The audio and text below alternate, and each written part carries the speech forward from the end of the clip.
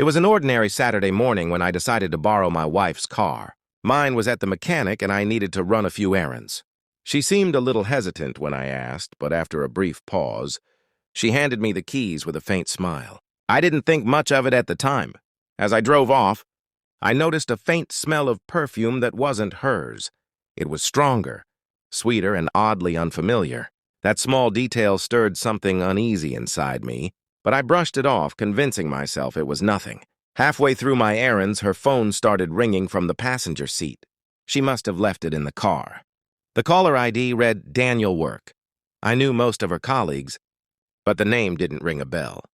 Out of curiosity, and I'll admit, a hint of suspicion, I let it ring out, then glanced at the message that followed. Last night was amazing. I can't stop thinking about you. My heart sank. I pulled over immediately, my hands trembling as I stared at the message again, hoping I had misread it.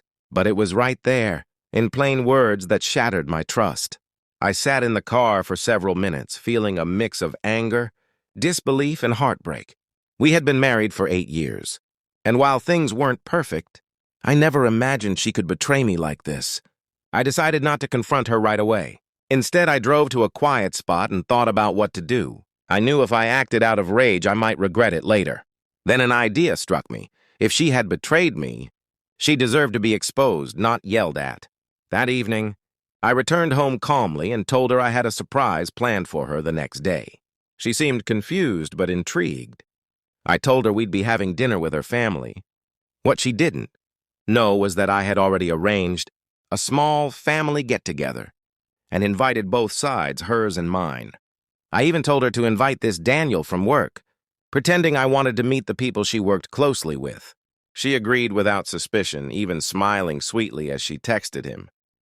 The next evening, everyone gathered at the restaurant. Her parents were there, my parents, and a few close friends. When Daniel arrived, she froze.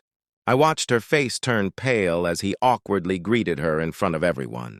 I calmly stood and said, "Everyone, this is Daniel.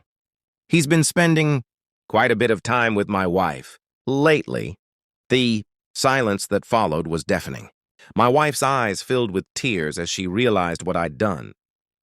Daniel stammered an excuse and quickly left, leaving her alone to face the truth. I didn't yell. I didn't need to. The truth had already spoken louder than any words I could have said. I simply walked away from the table, leaving her surrounded by the family whose trust she had broken. That night, I packed a small bag and left home. It wasn't revenge I wanted, it was peace.